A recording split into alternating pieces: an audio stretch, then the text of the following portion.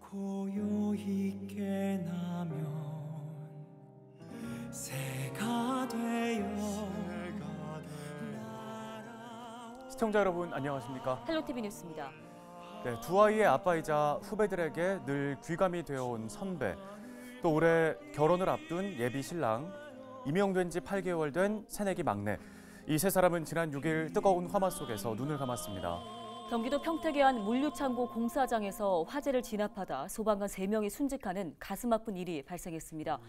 불길이 완전히 잡히지 않은 상태에서 몸을 사리지 않고 현장에 들어간 게 참사 원인으로 지적되고 있습니다. 네, 지난해 6월 발생한 쿠팡 덕평 물류센터 화재 때와 비슷한데 유사한 비극이 몇 달 만에 되풀이돼서 더 안타까움을 자아내고 있습니다. 이런 악순환을 이제는 끊어야 하지 않을까요? 네, 삼가 고인의 명복을 빌겠습니다. 헬로티비 뉴스 지금 시작합니다.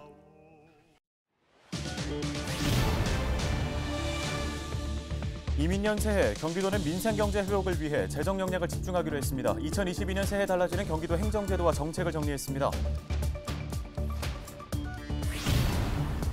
동두천 상패동 국가산업단지가 오는 3월 착공해 2029년에 완공됩니다. 동두천시는 올해부터 산업단지 분양이라서 내년부터 기업 입주를 시작한다는 방침입니다. 환경피해 우려로 중단됐던 의정부시 소각장 이전이 최근 광릉숲 환경 영향조사가 마무리되면서 다시 시동을 걸고 있습니다. 양주 테크노밸리 조성 사업이 최근 산업단지 계획 승인으로 속도를 내고 있습니다. 올해부터 본격적인 토지 보상에 들어가면 하반기부터는 첫 삽을 뜰 수 있을 것으로 기대됩니다.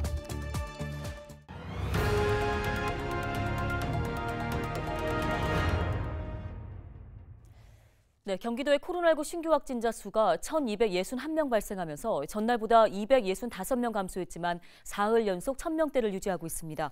시군별로는 평택시가 254명으로 이틀 연속 200명대 확진자가 발생했고 의정부 53명, 양주와 연천 각각 19명, 포천과 동두천 8명입니다.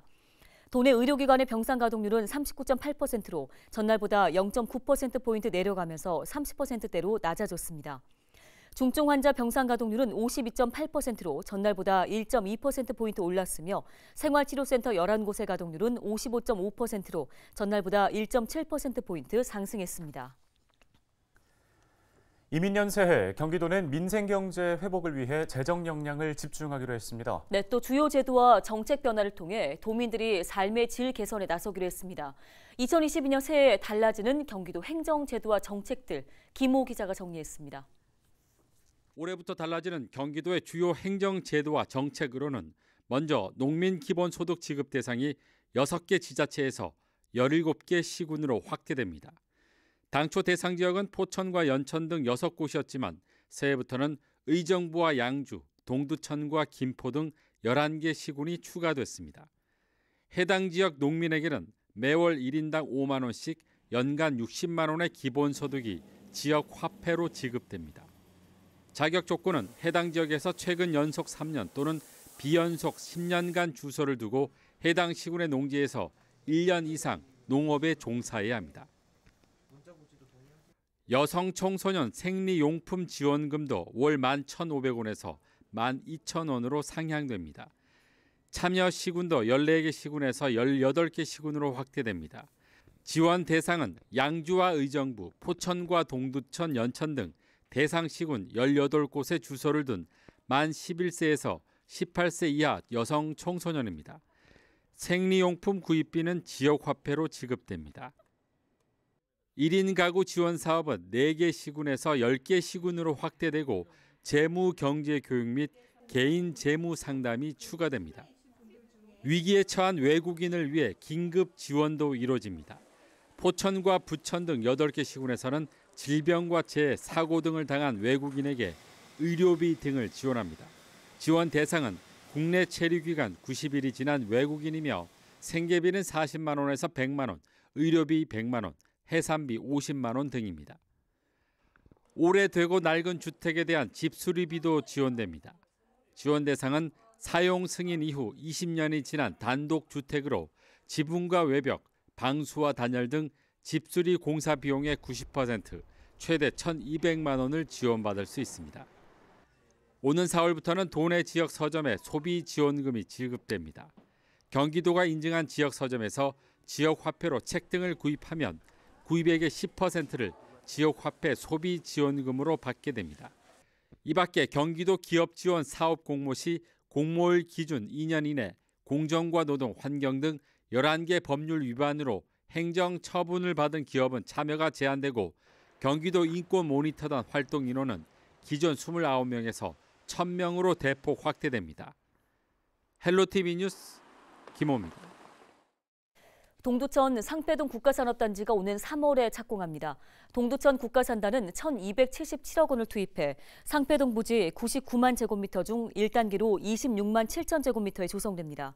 이곳에는 섬유, 화학, 금속 등 7개 업종 50여 개 기업이 입주할 예정인데요. 동두천시는 올해부터 산단 분양이 나서 내년부터 기업이 입주할 수 있도록 한다는 방침입니다. 또 나머지 2단계 사업도 서둘러 2029년 준공에 차질이 없도록 하겠다고 밝혔습니다. 의정부시가 올해부터 출생하는 아동에게 영아 수당을 지원합니다. 시는 올해 1월부터 출생하는 영아를 가정에서 양육할 경우 월 30만 원의 현금을 지원하는데요. 어린이집이나 종일제 아이돌봄 서비스를 이용하는 경우에는 영아 수당 대신 바우처 형태로 지원하며 중복 지원은 되지 않습니다. 신청 기간은 출생일을 포함해 60일 이내입니다. 의정부시가 자일동 소각장 건립을 다시 추진합니다. 이 소각장이 광릉숲에 어떤 영향을 줄지 1년 동안 수행한 조사가 최근 완료됐는데요. 네, 조사 결과에 따라 소각장 건립 여부가 판가름 날 것으로 보입니다. 이지훈 기자입니다. 불투인정! 의정부시는 각성하라!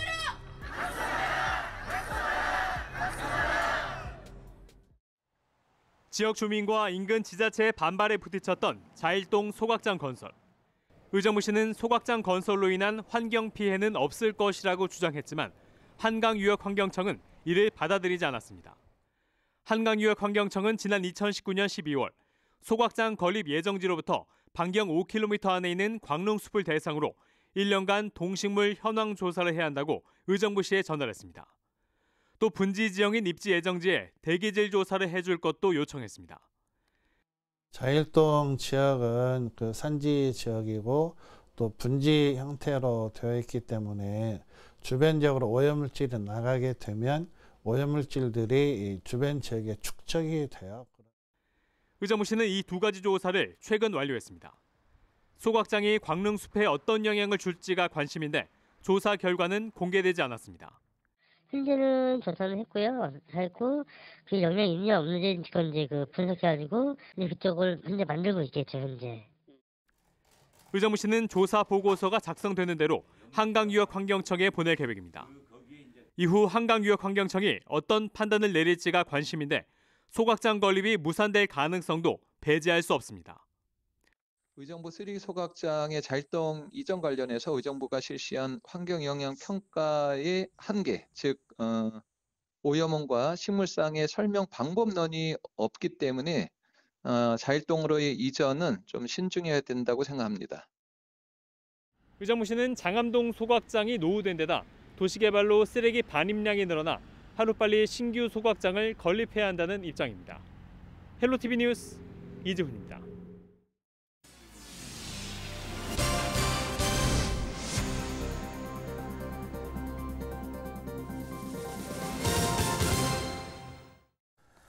다음 소식입니다. 테크노밸리 하면 떠오르는 곳이 바로 판교인데요. 그런데 경기 북부에도 양주 테크노밸리가 조성되고 있습니다. 네, 양주 테크노밸리 조성 사업이 최근 산업단지 계획 승인으로 속도를 내고 있는데요.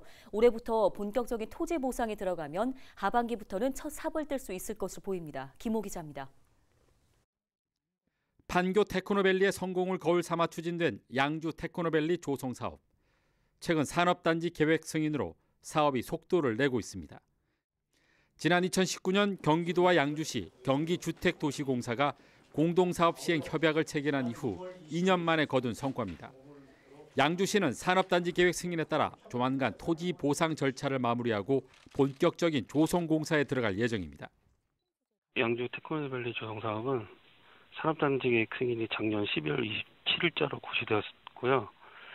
금년도 상반기 중에 보상 및 조성공사를 착수하여 2024년도까지 조성사업을 완료할 예정입니다. 양주 테크노밸리는 남방동과 마전동 일대 21만 8천 제곱미터 부지에 조성됩니다. 전체 면적의 47%인 10만 제곱미터가 산업시설 용지로 개발됩니다. 또 산업시설 용지의 31%, 전체 면적의 14%는 지식, 문화와 정보통신 등 첨단 산업 연구개발 부지가 조성됩니다. 이 같은 R&D 인프라를 통해 전통 제조업을 고도화하고 디자인과 IT 융합을 통한 스마트 생활 소비재 산업이 육성될 예정입니다. 현재 양주 테크노밸리에 입주 의향을 밝힌 업체는 140여 개에 이릅니다. 앞으로 공사가 본격적으로 시작되면 입주 희망 업체는 더욱 늘어날 전망입니다. 1,104억 원의 사업비는 양주시가 37%인 408억 원을, 나머지 63%는 경기주택공사가 부담합니다. 테크노밸리가 조성되면 1조 8천억 원의 생산 유발 효과와 4,400억 원의 부가가치 유발 효과, 4,300여 명의 고용 유발 효과가 기대됩니다. 특히 양주역과 GTX-C 노선 등 우수한 교통망은 물론 양주 역세권과 옥정 신도시 등과 인접해 있어 지역 발전의 시너지가 기대되고 있습니다. 테크노밸리는 양주 중심으로 위치가 아주 좋기 때문에 현재 제조기업과 물류기업들과 MOU도 체결을 했고 또 입주 의향서도 받고 있습니다. 차질 없이 완공을 해서 4차 산업과 첨단 제조 산업 또 물류 시설을 유치해서 청년 일자리 창출과 미래 첨단 도시 성장의 중심을 기능을 하도록 하겠습니다. 2035년 인구 50만의 경기 북부 중심 도시를 꿈꾸는 양주시. 테크노밸리 조성이라는 첫 번째 단추가 맞춰지고 있습니다. 헬로티비 뉴스 김호입니다.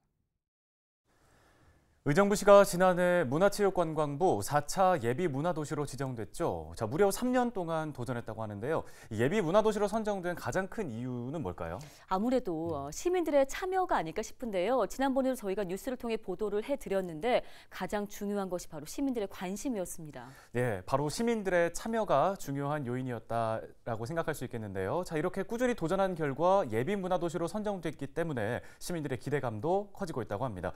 경기 북부에는 문화도시가 없다는데 아마 이번에 선정되면 최초가 아닐까 싶습니다. 네. 올해 어떤 준비를 하고 있는지 김소영 기자가 전해드립니다.